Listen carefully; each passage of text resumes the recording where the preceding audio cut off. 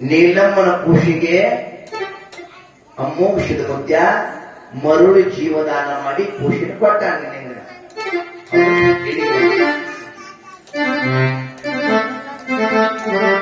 ಶ್ರೀಮಂತಿಗೆ ಸೊಪ್ಪಿನೊಳಗೆ ಮೆರೆತಿರುವಂತ ನಾಗರಾಯಗೌಡ ತನ್ನ ತಪ್ಪವನ್ನು ಒಪ್ಪಿಕೊಂಡು ಕ್ಷಮಾ ಕೇಳ್ತಾ ಅಮೋಕ್ಷದ ಮುತ್ಯಾಗ, ಯಪ್ಪ ನನ್ನಲ್ಲಿ ಶ್ರೀಮಂತಿಗೆ ಬಹಳ ಬಂದಿತ್ತು, ₹1,00,000 ಧನ್ಯ ದೌಲತ್ತ ಬೆಳ್ಳಿ ಬಂಗಾರ ಸಾಕಷ್ಟು ಶ್ರೀಮಂತಿಕೆ ಕರೆ ಅವನು ಯಾವಾಗೂ ಉಪಯೋಗ ಆಗಲಿಲ್ಲಪ್ಪ.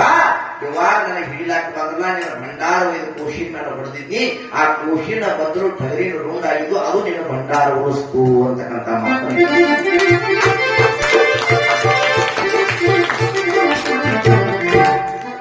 ದೌಳ್ತಾನ ಮಾಡ್ತಾನ ಬಡತಾನ ದೌಳ್ತಾನ ಸ್ಥಿರ ಬಂದು, ತಮ್ಮ ನಾನೇ ವಿದ್ಯಾವಂತ ಬಹಳ ಕಲಿತಿನ ನಡಿಯ ಬ್ಯಾಡೋ ಹೋಮ್ಮ.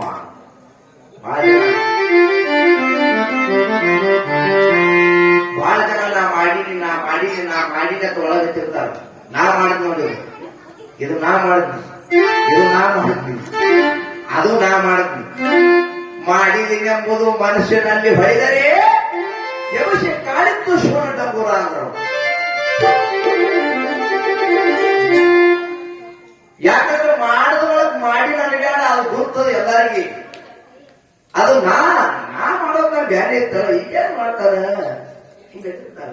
ನೀ ಏನ್ ಮಾಡಿಲ್ಲಪ್ಪ, ನಿನ್ನ ಕರ್ಮ ಮಾಡಿಲ್ಲ, ನೀ ಎಷ್ಟು ಮಾಡಬೇಕು ಅಷ್ಟು ಮಾಡಿ. ಹಾಗೆ ನಾಗರಾಯಗೌಡಿಗೆ ಶ್ರೀಮಂತಿಗೆ ಸಾಕಷ್ಟು ಬಂದಿತ್ತು, ಎಲ್ಲ ನಾನೇ 7 ಊರಿನ ಗೌಡಿಗೆ ನಾನೇ ಇರ್ತಿದ್ದೆ ಕರೆ. ಆದ್ರೂ ಸಹಿತ ಒಂದೇ ಒಂದು ಕಾರಣದಿಂದ ಗುರು ಹರಣ ಆಯ್ತು. ಎದರಿಂದ ನೀಲಮ್ಮ ಖುಷಿನ ಕೊಯ್ದಿದ್ನು. ನಾನು ದರವರತ್ತ ತಿಳ್ಕೊಂಡು ಹಂಗ ಎಲ್ಲಿ ಆಗಬಾರ್ದು. ಆದ್ರೂ ಅಮೋಕ್ಷದ ಮುಖ್ಯನ ಪಾಲಿಗೆ ಬಿದ್ದು ಕ್ಷಮೆಯನ್ನು ಕೇಳಿದ. ತಪ್ಪ ಅಂದ್ರೆ ಕೋರ್ಟ್ ಕ್ಷಮೆ ಮಾಡ್ತಾರೆ. ಹಾಗೆ ಗುರುನಾಥನ ಚರಣ ಕಮಲಕ್ಕೆ ಬಿದ್ದು ಕ್ಷಮೆ ಕೇಳಿ ಅಮೋಕ್ಷದನ ಆಶೀರ್ವಾದ ತೆಗೆದುಕೋಬೇಕಂತ ತಿಳ್ಕೊಂಡು ನಾಗರಾಯಗೌಡ ಏನ್ ಮಾಡ್ತಾ ಅಂತ ಕೇಳಿದ್ರೆ, ತನ್ನ ಕಾರಾಟಗಳನ್ನೆಲ್ಲಾ ದೂರ ಮಾಡಿಕೊಂಡು ದುಃಖದಿಂದ ನಿವಾರಣೆ ಆಗ್ತಾನೆ. ದುಃಖ ಎಲ್ಲ ಹೋಗ್ತದೆ, ಆನಂದ ಆಗ್ತದೆ, ಸಂತೋಷ ಆಗ್ತದೆ ಮನುಷ್ಯ. ಸಂತೋಷ ಆದ್ಮೇಲೆ ಮಗಳಿಗೆ ಕೇಳ್ತಾನ, ಇವ ನಿನ್ನ ಮದುವೆ ವಿಚಾರ ಹೇಗ ಅಂತ ಕೇಳ್ದ ಮಗಳಿಗೆ. ಮನ್ಯಾಗ ಪದ್ಮಾವತಿ ಮಗಳಿಗೆ ಕೇಳ್ತಾನೆ, ನಿನ್ನ ಮದುವೆ ವಿಚಾರ ಹ್ಯಾಂಗ ಅಂತ ಕೇಳಿದಾಗ ಅವಾಗ ಹೇಳ್ತಾ ಇದ್ದಾಳ, ಮಗಳಾಗಿರ್ತಕ್ಕಂಥ ವಿಚಾರ ಹೇಳ್ತಾ ಇದ್ದಾಳ ತಂದೆಗೆ. ಏನಂತ ಕೇಳಿದ್ರೆ, ಯಾವಾಗ ನಮ್ಮ ದುಃಖಗಳನ್ನು ತೆಗೆದು ಸಂತೋಷ ನಿವಾರಣೆ ಮಾಡಿರ್ತಕ್ಕಂಥ ಅಮೋಘಸಿದ್ದನ ಜೊತೆಗೆ ನನ್ನ ಮದುವೆ ಮಾಡಿಕೊಡ್ಬೇಕು ಅಂತ.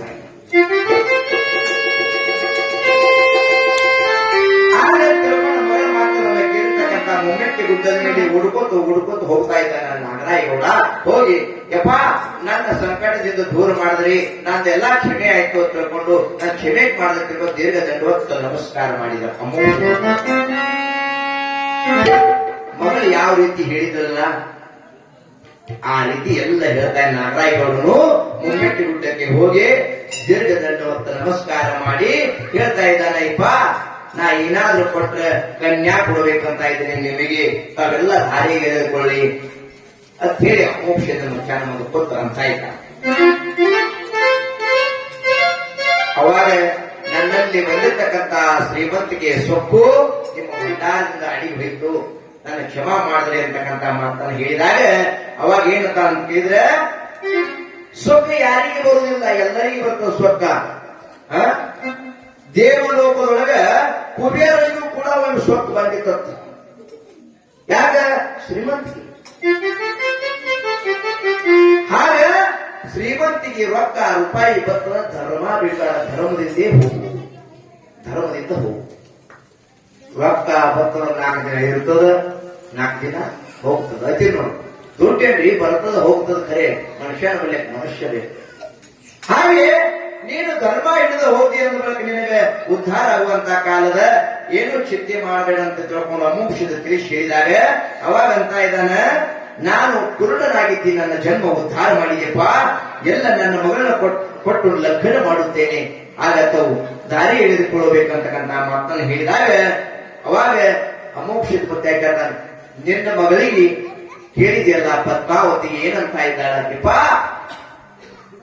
ಅವಳೇ ಹೇಳಿದ್ದಾಳೆ ಏನು ಹೇಳಿ ಬೇಡ, ಲಗ್ನವಂತಾದ್ರೆ ನಿಮ್ಮ ಜೊತೆಗೆ ಅಂತ ಹೇಳಿದ್ದಾಳೆ. ತಾವು ಮಾಡಿಕೋಬೇಕಂದ ಕೂಡಲೇ ನಾಗರಾಯಗೌಡ ತನ್ನ ಮಗಳಾದ ಪದ್ಮಾವತಿಯನ್ನ ಏನ್ ಮಾಡ್ತಾರ ಅಂತ ಕೇಳಿದ್ರ ಹೇಳ್ತಾ ಇದ್ದಾರೆ.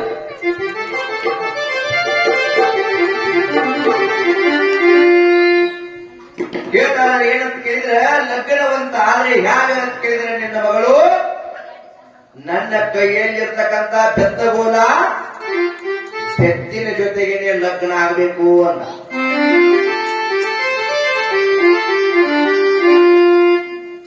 ಮೋಷಿತ ಹೋಗಿಲ್ರಿ, ಹೇಳ್ತಾರ ನಾ ಲಗ್ನವಂತಾದ್ರೆ ಬೆತ್ತಿನ ಜೊತೆಗೇನೆ ನಿನ್ನ ಮಗಳ ಲಗ್ನ ಆಗಬೇಕಂತ. ಆಗಲಿ ಅಂತ ತಿಳ್ಕೊಂಡು ನಾಗರಾಯಗೌಡ ಒಪ್ಪಿಕೊಂಡು ಬರ್ತಾ ಇದ್ದಾನೆ. ಬಂದ ಬಳಿಕ ಒಂದು ಶುಭ ದಿನವನ್ನು ನೋಡಿ ಪದ್ಮಾವತಿಗೆ ಕುಂಕುಮ ಹಚ್ಚು ಕಾರ್ಯಕ್ರಮವನ್ನು ಮಾಡಬೇಕು ಅಂತಕ್ಕಂಥ ಹುತಾಶಿನ ಕರೆದು ಹೇಳ್ತಾ ಇದ್ದಾನೆ.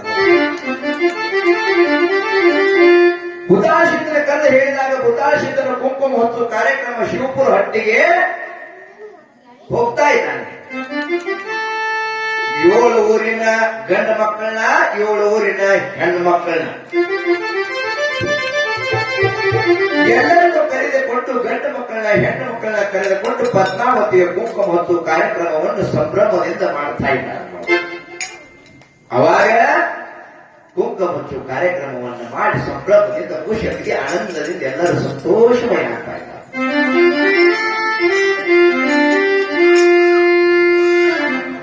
ಅವಾಗ ಪದ್ಮಾವತಿ ತಾಯಿಗಳಲ್ಲ ಅವ್ವ ನಾಗಾಬಾಯಿ ನಾಗಾಬಾಯಿ ಹುತಾಶಿತ ಕರೆದಂತ ಇದ್ದಾಳೆ. ಹುತಾಶಿತ ಒಂದು ಮನುಷ್ಯ ನಾವನಿ ತೋರು ನಾವನಿ ಇಟ್ಟಿರ್ತಾವ ನೋಡ್ರಿ, ನಾವನಿ ಕಾಲ ಇಟ್ಟಿರ್ತಾವ. ಒಂದು ಮನುಷ್ಯ ತೊಂದಾಳ ಹುತಾಶಿತ ಕೈಯಾಗ ಕೊಟ್ಟ.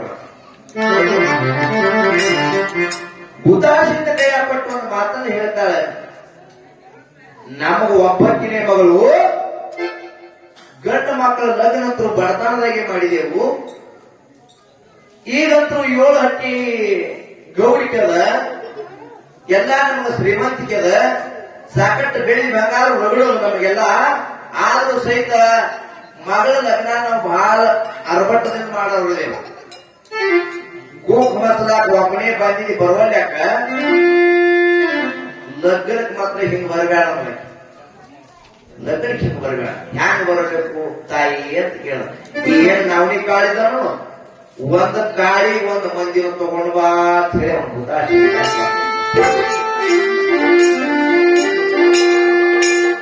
ನಾವನಿ ಕಾಳ ಹೇಳ್ತಿರ್ತಾವ.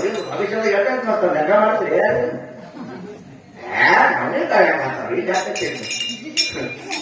ಲೆಕ್ಕ ಮಾಡ್ತಾವ. ರೊಕ್ಕ ಇರ್ತಾರೆ ಬರ್ಬೋದು, ನಾವನಿ ಕಲ ಕಾಣಿಸ್ತೀರಿ ಗಟ್ಟಿ ಅನಿಸ್ತಾರೆ. ಹಾಗ ನಾವನಿ ಕಾಳಿ ಒಂದು ಮಂದಿರ ತಗೊಂಡು ಬಂದ್ರೇನೆ ಕಾರ್ಯಕ್ರಮಕ್ಕೆ ಬಾ ಅಂತೇಳಿ ಕರೆದುಕೊಂಡು ಆಹ್ವಾನ ಕೊಡ್ತಾ ಇದ್ದ.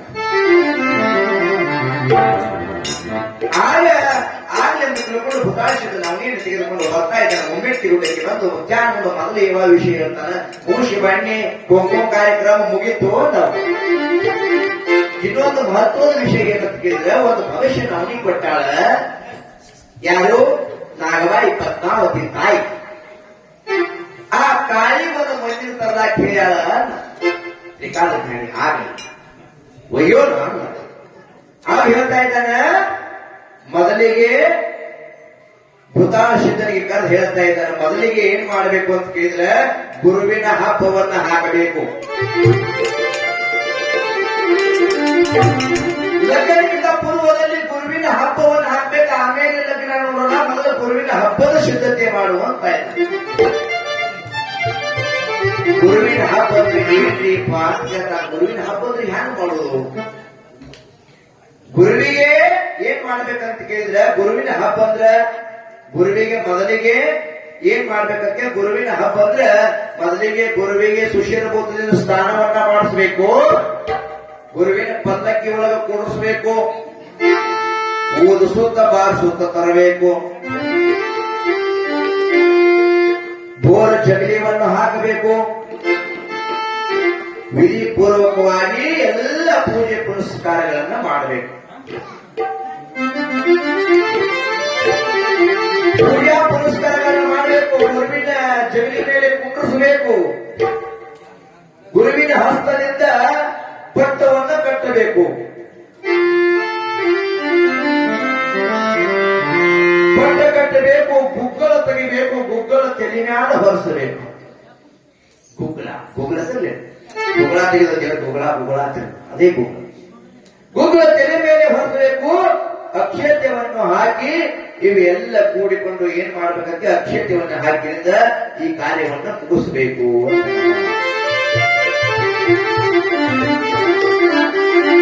ಅಕ್ಷತೆಯನ್ನು ಹಾಕಿ ಕಾರ್ಯವನ್ನ ಮುಗಿಸ್ಬೇಕು ಅಂತ ಕೂಡಲೇ ಆಗ್ಲಿಪ್ಪ ಅಂತ ತಿಳ್ಕೊಂಡು ಭೂತಾಳಸಿದ್ಧ ಏನ್ ಮಾಡ್ತಾ ಅಂತ ಕೇಳಿದ್ರೆ ಬಟ್ಟು ಮೊದಲಿಗೆ ಅಮೋಘ ಹೇಳಿದ ಪ್ರಕಾರ ಭೂತಾಳಸಿದ್ಧ ಬಾಳೆನ ಖಂಡ್ರಾಯ ಮತ್ತು ಮನೂರು ಎಲ್ಲಮ್ಮ ದೇವಿನ ಕರೆಸಿಕೊತಾನ.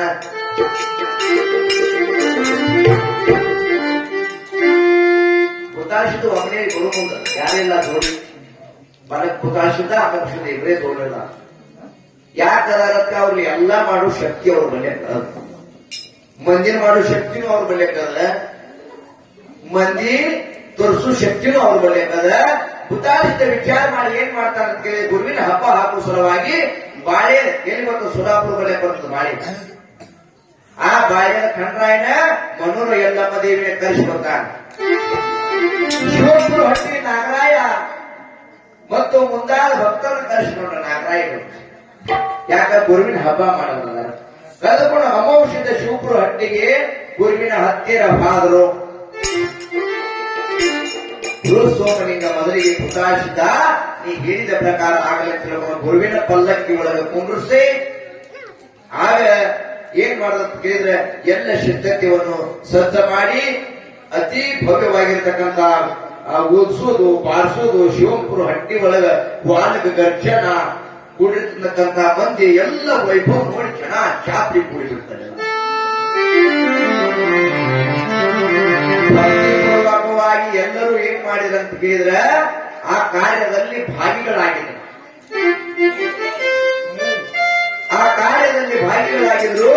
ಏನಾಯ್ತು ಅಂತ ಕೇಳಿದ್ರೆ ಅಲ್ಲಿ ಗುರುವಿನ ಹಬ್ಬ ಒಳ್ಳೆ ಅರಬಟ್ ನಡೀತು. ಸಣ್ಣ ದೊಡ್ಡ ಮೈಂಡ್ ತೊಳಲ ಹೂವಿನ ಹಾರ ಗುರುವಿನ ನಾಮ ಸ್ಮರಣೆ ಅದಿ ಭವ್ಯ ರೀತಿಯಿಂದ ನಡೀತು.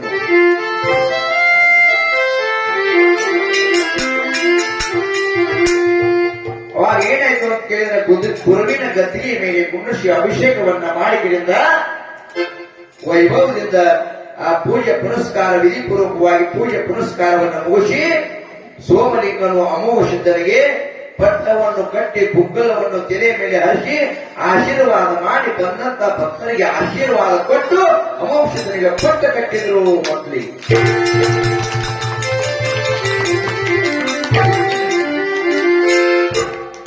ಅಲ್ಲಿ ಏನಾಯ್ತು ಅಂತ ಕೇಳಿದ್ರೆ ತಂದೆ ಬಸಪ್ಪ ಗೌಡ ಮತ್ತು ತಾಯಿ ಬುಕ್ಕಬ್ಬನ ಉದರದಲ್ಲಿ ಜನಿಸಲಿರ್ತಕ್ಕಂಥ ಕೌಲಾಪುರದಲ್ಲಿ ಮಲ್ಲಪ್ಪ ಎಂಬ ಜನಿಸಿದನು. ಕೌಲಾಪುರ ಪಟ್ಟಣದಲ್ಲಿ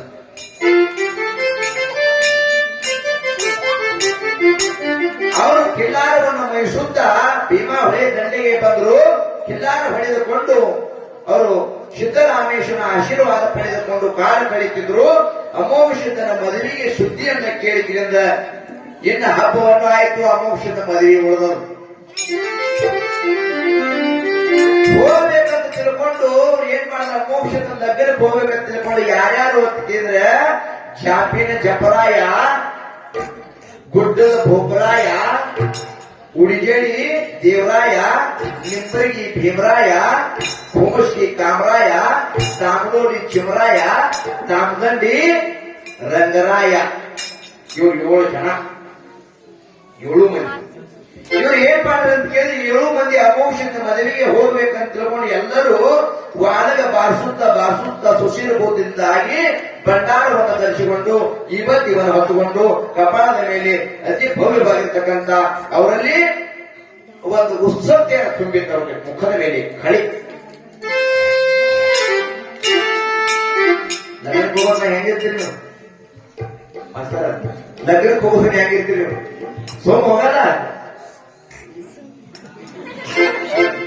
ಬದಾಮಿ ಪರ ಮಾಡ್ಕೊತೀನಿ ಇವ್ರೆ ಯಾರು ಇವ್ರು ಹಿಂದ್ಕೋತಾಳ ಬಟಾಟಿ ಮತ್ ಲಗ್ನಕ್ಕೆ ಹೋಗುದು ಅವ್ರು ಹಾಡು ಬರಲಿಲ್ಲ ಲಗ್ನಕ್ಕೆ ಹೋಗುದಲ್ಲ ಯಾರ ಈ ಬದ್ ಹತ್ಕೊಂಡ್ರು ಭಂಡಾರ ಬಡ್ಕೊಂಡ್ರು ಪದ ಹಾಕೊಂಡು ಹೋಗುದವ್ರು ಎದ್ದೆ ಬಿಟ್ರು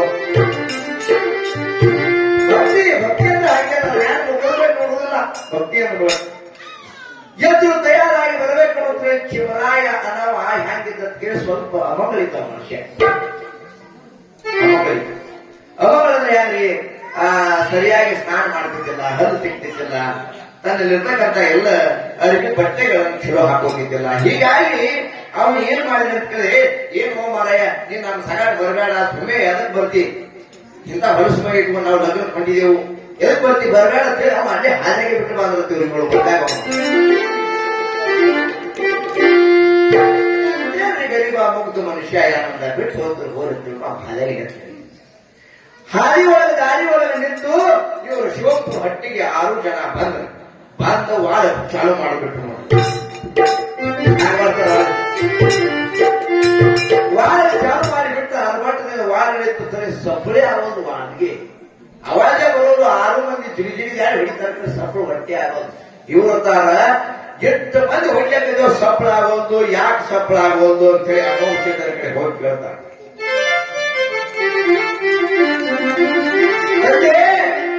ಇಟ್ಟು ಅರವಟ್ಟೆ ನಾವು ಎಲ್ಲಾ ಕಡೆ ವಾರ ಹೊಡ್ಕೊಂಡು ಬಂದೆ ಬರೀ ವಾರ ಸಪ್ಪಳ ಆಗೋದು ಯಾಕೆ ಸಪ್ಪಳ ಆಗೋದು ಅಂದ್ಕೊಳ್ಳಿ ಅವ ಅಂತ ಕಾಣುತ್ತೇನೆ ದಾರಿ ಒಳಗೆ ಯಾರ ಮನೆ ಬಿಟ್ಟು ಬಂದಿರೇನೋ ಅಂದ್ರು ಹೌದು ಯಾರ ಮನುಷ್ಯನ ಚಲೋ ಇಲ್ಲ ಇಲ್ಲೇನಿಲ್ಲ ಅವನಲ್ಲಿ ಅಗಾಧವಾದ ಶಕ್ತಿ ಅದ ಅವನು ಕರ್ಕೊಂಡು ಬರ್ರಿ ಅಂತ ಹಾಯ್ ಹೋದ್ರೆ ಕರ್ಕೊಂಡ್ ಬರ್ಲಾಕ 6 ಮಂದಿ ಕೂಡಿ ಹೊಳ್ಳಿ ಹೋಗಿದ್ರಿಂದ ನಮಸ್ಕಾರಪ್ಪ ನಿನ್ನ ಬಹಳ ಅಮಂಗಳದಿ ಅಸಹ್ಯ ಇದೆ ಬಿಟ್ಟು ಬಂದೆವು ನೀ ಬರ್ಬೇಕು ನಮ್ಮ ಸಂಗಾಟತೆ ಕ್ಷಮೆ ಕೇಳಿ ಅವ್ನು ಕರ್ಕೊಂಡು ಬಂದ ಅವಾಗ ಅವನ ಕಾಲಿಗೆ ಇಟ್ಟಿದ್ದ ಕ್ಷಮೆಯನ್ನು ಕೇಳಿ ಕರ್ಕೊಂಡು ಬರ್ತಾ ಇದ್ದಾರೆ ಬದುಕಿನ ಇಲ್ಲಿ ಏನ್ ಮಾಡಿದ್ರೆ ವಾಲಗ ಗರ್ಜನ ಜೊತೆಗೆ ಅದಕ್ಕೆ ಅರವಟ್ಟದಿಂದ ವಾರ ಹೊಡ್ಲಿಕ್ಕತ್ರು ವಾರ ಭರ್ತಿಯಿಂದ ಸಫಲ ಆಗಲಕ್ಕತ್ತು ಕೈಲಾಸ ಇಳಿದು ತೊಳಗ ಬಂದಂತೆ ವಾಲಗ ಗರ್ಜನ ಅರವಟ್ಟು ನಡೆದ್ರು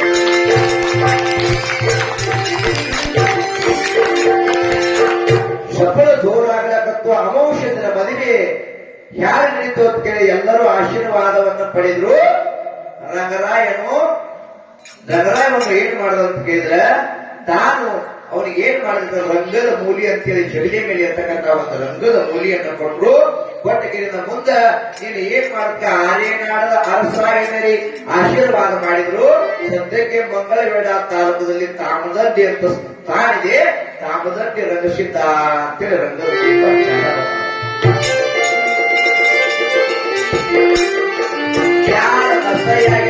ಚಾದ ಕೊಟ್ಟಾನ ನೋಡ್ರಿ ಮುತ್ಯ ಏನ್ ಮಾಡಿ ಅಂತ ಕೇಳಿದ್ರೆ ಯಾರಿಗೆ ಏನ್ ಸಿಕ್ಕಿಲ್ಲ ಅವ್ರಿಗೆ ಒಂದು ಕೊಟ್ಟಾನ ಮೊಮ್ಮಕ್ಕಳು ಬರೀ ಮೊಮ್ಮಕ್ಕಳು ಯಾರಿಗೆ ಮನ ಮುಗಿಸ್ಲಾರ್ದಾಗಲ್ಲ ಯಾಕ ಅವ್ರ ಅಂತಕರಣ ಗಿಟ್ಟು ಬೇಡಿದ್ರೆ ಕೊಟ್ಟಾನ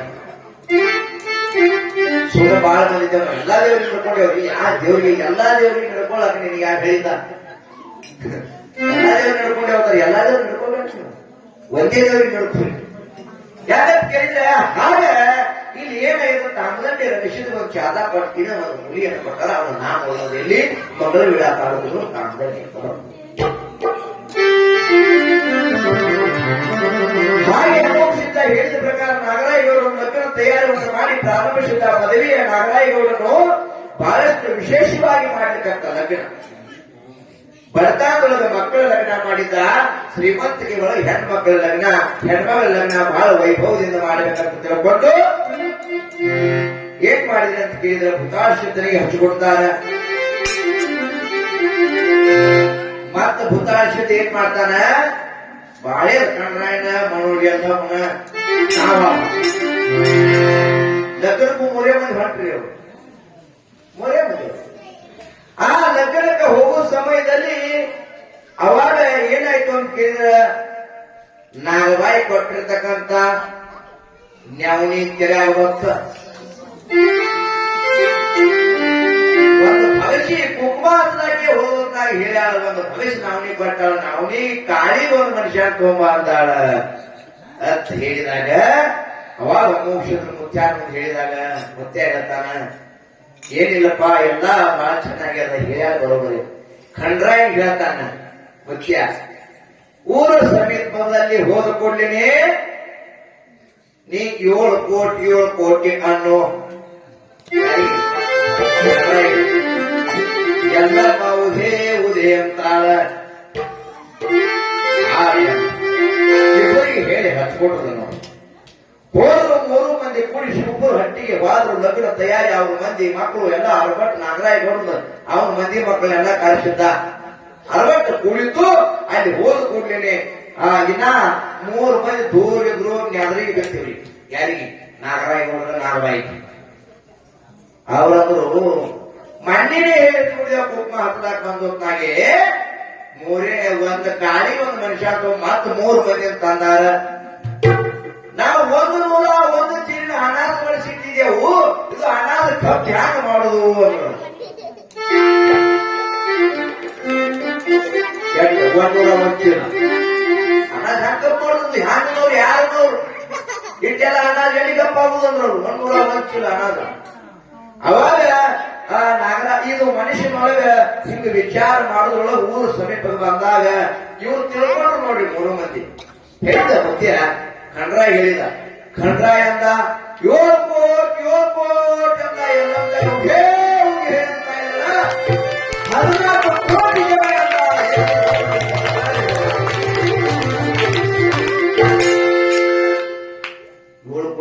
ಏಳು ಕೋಟಿ ಪ್ಲಸ್ ಸೆಟ್ ಆಯ್ತು.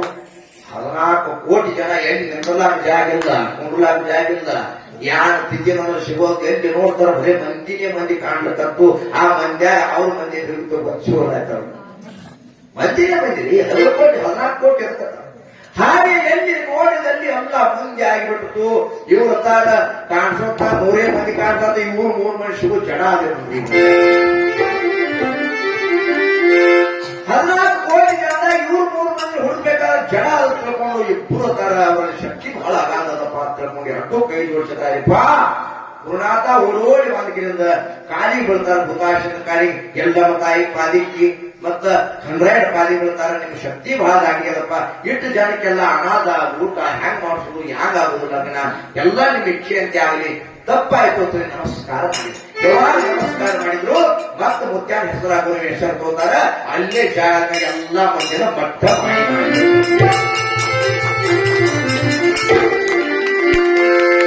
ಹೊಂದಿಸೋದು ಅವ್ರ ಬಲ್ಯಕ್ಕೆ, ಕೊಡೋದು ಅವ್ರ ಬಲ್ಯಕ್ಕೆ. ಅಂತ ಸಾಮರ್ಥ್ಯ ಶಾಲಿ ಅವರಲ್ಲಿ ಎತ್ತು ತಾಕತ್ ಅವ್ರ ಬಲ್ಯಕ್ಕೆ.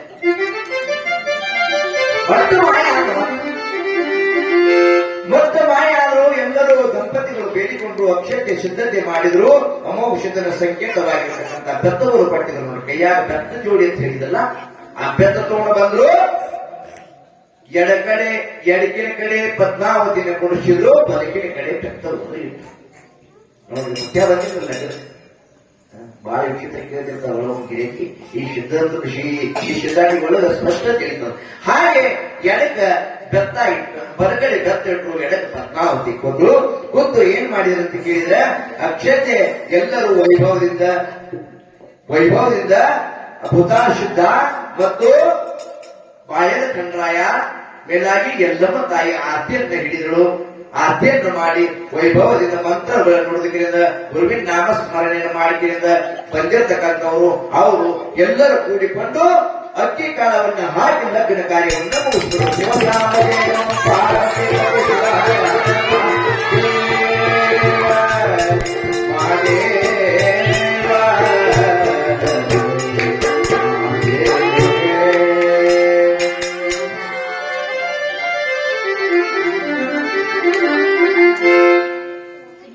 ಲಗ್ನ ಆಯ್ತು. ಹೋಗನೇನು ಊಟ ಮಾಡಿ ಹೋಗಿ ಲಗ್ನ ಊಟ ರೆಡಿ ಲಗ್ನ ಆಯ್ತು. ಆಮೋಷನ್ ಊಟ ಇಟ್ಟು ಮಾಡೋಣ, ಊಟ ಮಾಡಿ ಹೋಗೋಣ ನಾ ಅಂತೀನಿ.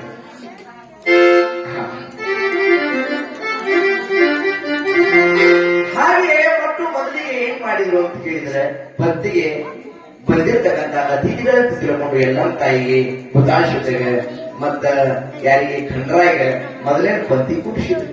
ಪ್ರಸಾದ ಮೊದಲಿಗೆ ಅವ್ರಿಗೆ ಮಾಡ್ಬೇಕಲ್ಲ ಬಂದಂತ ಬೀಗರಿ ಕುಣಿಸಿದ್ರು, ಅಡಿಗೆ ನೀಡಿದ್ರು. ಅವರು ಒಂದ್ 7 ಕಡಾಯಿ ಗಟ್ಲೆ ಅನ್ನ ನೀಡಿದ್ರು ನೀಡಿದ್ರು ನೀಡಿದ್ರು. ಎಷ್ಟು ನೀಡ್ತೀರಿ ನೀವು? ನೀಡ್ತೀರಿ ಮನೆಗೆ ಎಷ್ಟು ನಿಮ್ಗೆ ಸಾಧ್ಯ ಅಷ್ಟು ನೀಡ್ತೀರಿ. ಹಾಗೆ ನೀಡಿದ್ರು ನೀಡಿದ್ರು. 3 ಜನ ಊಟ ಮಾಡ್ಲಿಕ್ಕತ್ರು. ಬಾಳೆ ಕಣ್ರಾಯನು ಉಂಡ, ಎಲ್ಲ ಫೈನ್ ಊಟ ಮಾಡಿದ್ರು. ಭೂತಾಳ ಶಿವನು ಕೊತ್ತ ಕೊಟ್ಟಕ್ಕ ಕೊಟ್ಟಿದ್ದ ಕೈ ತೋಳಿ ಎರ್ಸಿದ್ದ. ಭೂತಾಳ ಶುದ್ಧ, ಎಂತ ಶುದ್ಧ? ಭೂತಾಳ ಶುದ್ಧವ. ಎಲ್ಲ ಶಕ್ತಿ ಅವನಲ್ಲಿತ್ತು. 10 ಬಾಜ್ ಆಯ್ತು, 2 ಬಾಳೆ ಆಯ್ತು, 3 ಬಾಳೆ ಆಯ್ತು, ಕಡಾಯಿ ಆಯ್ತು, 2 ಕಡಾಯಿ ಆಯ್ತು, 7 ಕಡಾಯಿ ಅಮ್ಮಲ್ಲಿ ಆದ್ರು.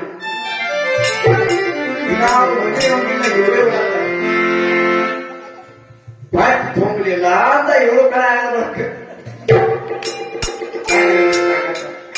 ಹೊಟ್ಟೆ ತುಂಬಿಡಲ್ವ ಅವಾಗ ತರ ಗಾಬರಿ ಆಗ್ಬೇಕು.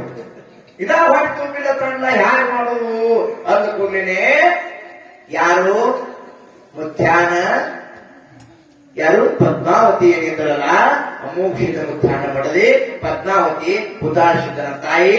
ಆಕೆ ಏನ್ ಮಾಡ್ತಾ ಇರ್ತೀರಿ? ನೀವು ಯಾರ್ಯಾರು ನೀಡಿರಿ ಬಂದವ್ರು ಯಾರ್ಯಾರು ಅವ್ರಿಗೆಲ್ಲ ನೀಡಕ್ಕೆ ಉಂಟಾನ. ಇನ್ನು ಹಾಗಿಲ್ಲ, ನಾನು ಹೇಳ್ತೇನೆ. ಪದ್ಮಾವತಿ ಬರ್ತಾ ಇದ್ದಾಳೆ. ಮುಡುಗರಾಗಿರ್ತಕ್ಕಂಥ ಪದ್ಮಾವತಿಯನ್ನು ಬಂದು ಏನ್ ಮಾಡ್ತಾನೆ, ಸ್ವಲ್ಪ ಆ ಬಕೆಟ್ ನಾಗ ಹತ್ತಿತ್ತು. ಆ ಬಕೆಟ್ ಎಲ್ಲ ಬರ್ಕಿಡಿಂದ ಹುತಾಶಿತನಿಗೆ ವರ್ಷ ನೀಡಿದ್ರು. ಏನ್ ಬರೀ ಹಿಂಗ ತಗೊಂಡ್ ನೋಡಿ, ಒಂದು ತೂತು ತೋಡಿ ಯಾವಾಗ ಊಟ ಮಾಡಿದ್ರಲ್ಲ ಹುತಾಶಿತ, ಸಾಕು ತಾಯಿ ನನ್ನ ಹೊಟ್ಟೆ ತುಂಬಿತು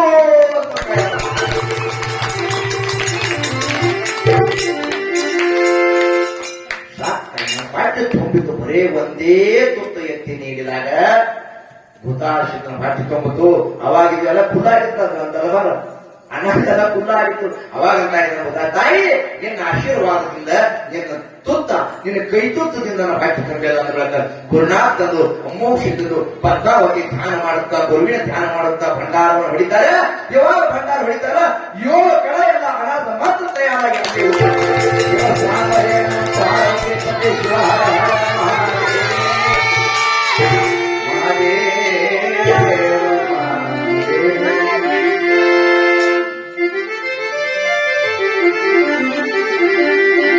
ಸಾಮರ್ಥ್ಯಶಾಲಿ ಯಾರಲ್ಲಿ ಇದ್ರೆ ಸತ್ಯಶುದ್ಧರಲ್ಲಿ, ಮಹಾತ್ಮರಲ್ಲಿ, ಗುರುಗಳಲ್ಲಿ ಶಕ್ತಿ ಇರ್ತದೆ.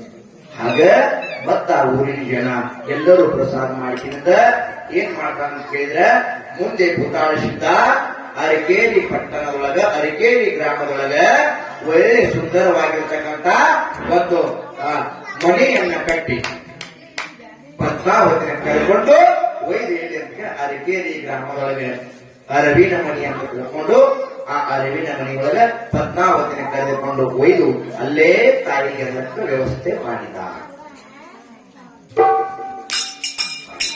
ಹಾಗೆ ನಾಳಿನ ದಿವಸ ವಿಷಯ ಮುಂದಿನ ನೋಡೋಣ.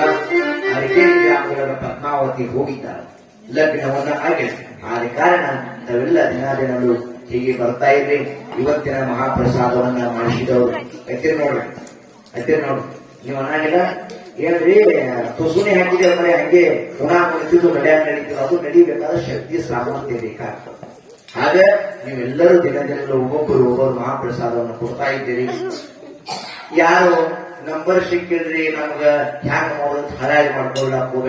ನಿಮ್ದು ಏನಾದ್ರೂ ಒಂದು ಕೂತು ಬೆಳಬೇಕಾದ್ರೆ ಸಾಮಾಜಿಕ ಕೊನೆಗೆ ಇರ್ತಕ್ಕಂಥ ದಂಗೆ ಒಳಗೆ ಎಲ್ಲರೂ ಇಟ್ಟಿರ್ತೀವಿ.